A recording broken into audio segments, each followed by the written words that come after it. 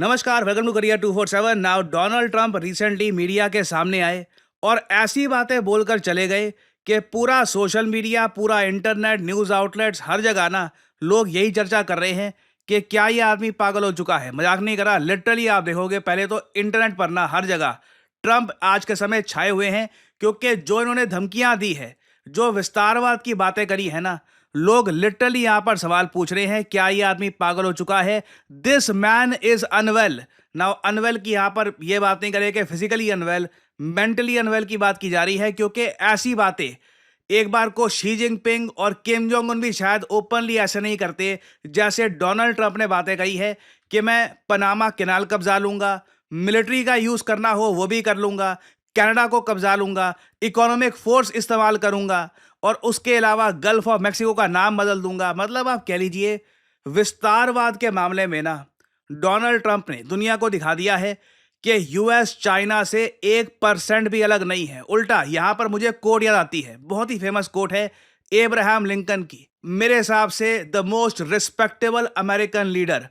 अब Abraham Lincoln ने आज से कई साल पहले कहा था कि अगर एक आदमी का कैरेक्टर टेस्ट करना है, तुम्हें देखना है कि एक आदमी जेन्युइनली कैसा है, अंदर से कैसा है, तो उस आदमी को पावर दो, फिर वो आदमी दिखाएगा अपना असली चरित्र। क्योंकि देखो, कमजोरी मजबूरी में तो हमेशा एक आदमी जकड़ा हुआ महसूस करता है, रूल्स के हिसाब से काम करता है, मगर जैसे ही एक आदमी के पास आती है पावर, तब वो दिखाता है कि वो असली में कैसा है। और डोनाल्ड ट्रंप आज के समय यही दिखा रहे हैं कि सिंस आज के समय इनको कंप्लीट सपोर्ट है इलॉन मस्क का, वर्ल्ड्स रिचेस्ट मैन, बहुत ही जल्द ये यूएसए के प्रेसिडेंट बन जाएंगे। यूएसए के पार्लियामेंट में रिपब्लिकन्स की मेजॉरिटी है, यूएसए का सुप्रीम कोर्ट इनको सपोर्ट करता है, यूएसए की बहुत बड़ी जनता इनको सपोर्ट करती है, डेमोक्रेट पार्टी बहुत कमजोर हो चुकी है।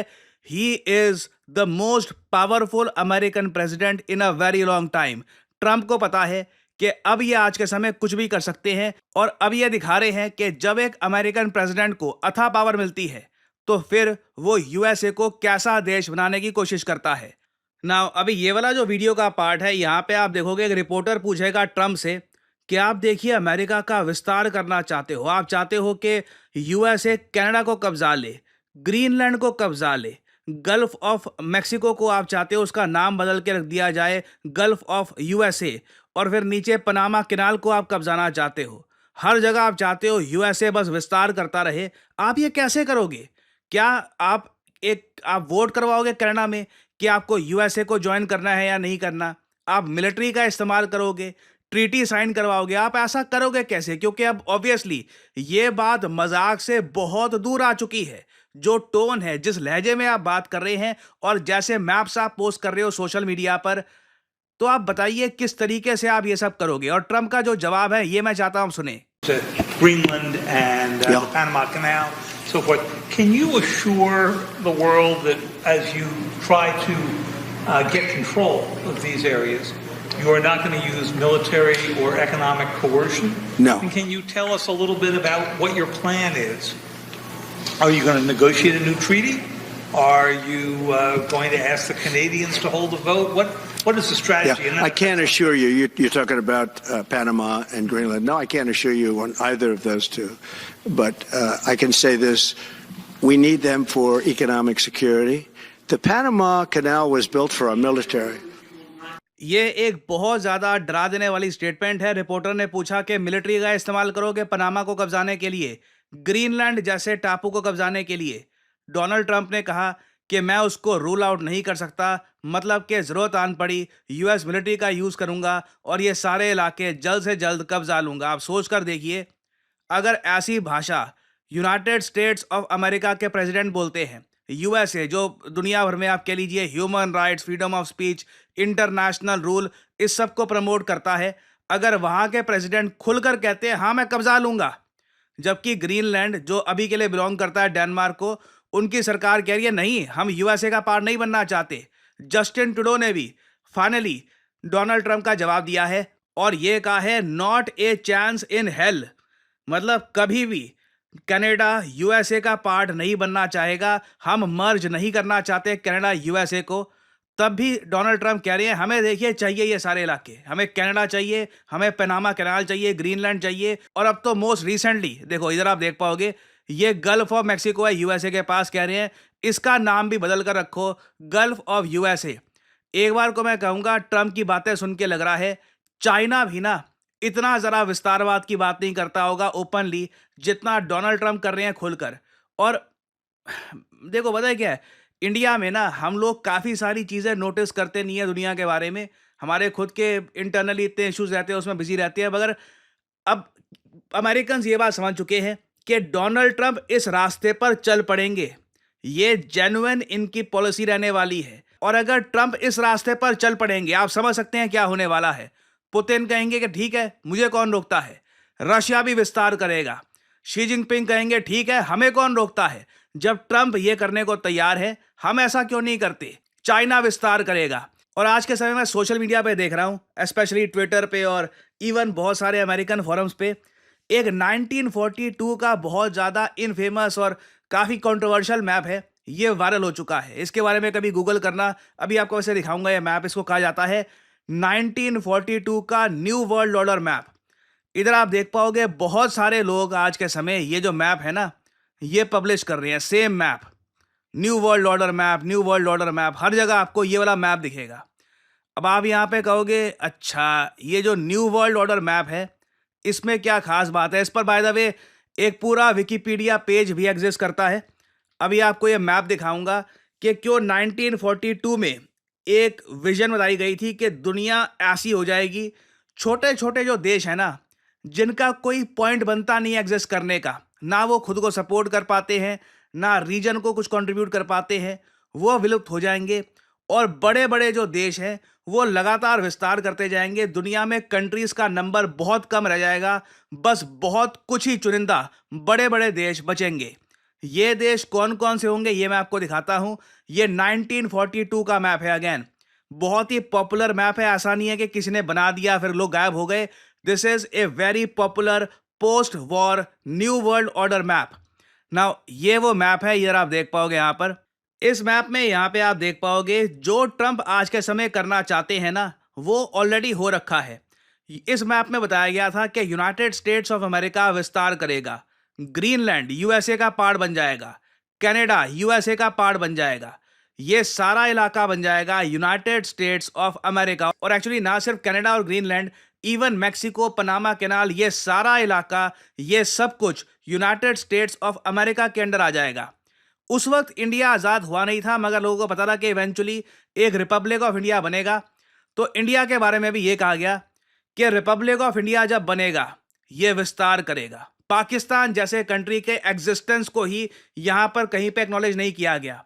जिस इंडिया को एनविजन किया गया था ना यहाँ पर, इधर आप देख पाओगे ये जेन्युइनली अखंड है।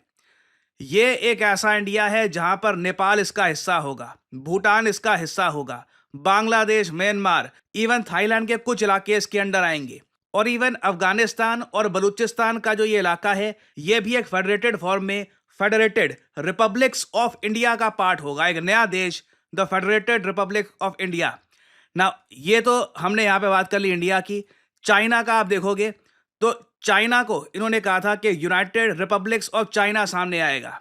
इसमें ऑब्वियसली चाइना विस्तार कर लेगा, वियतनाम, बहुत सारे आसियान देश, even Thailand, Singapore, even Indonesia का कुछ पार्ट, ये सब कुछ चाइना में मर्ज हो जाएगा। Even north Korea, south Korea, ये दोनों भी चाइना के पार्ट बन जाएंगे। यूके और ऑस्ट्रेलिया ये दोनों वापस एक सिंगल कंट्री बन जाएंगे और एक ब्रिटिश कॉमनवेल्थ ऑफ नेशंस फिर से सामने आएगा और ये भी विस्तार करेगा। इंटरेस्टिंगली इस देश में दिखाया गया कि श्रीलंका इंडिया की जगह इस ब्रिटिश कॉमनवेल्थ ऑफ नेशंस का पार्ट होगा। यहाँ पर यह भी दिखाया गया कि रशिया भी विस्तार करेगा क्योंकि रशिया के पास अब कोई रुकावट होगी नहीं। रशिया मंगोलिया कब्जा लेगा, रशिया ईरान कब्जा लेगा, अफगानिस्तान का कुछ हिस्सा कब्जा लेगा, सेंट्रल एशिया कब्जा लेगा Russia, even eastern Europe, Poland, बहुत सारा जर्मनी का इलाका, हंगरी, ये सभी इलाके, इवन फिनलैंड, ये सब कुछ रशिया के अंडर आएंगे।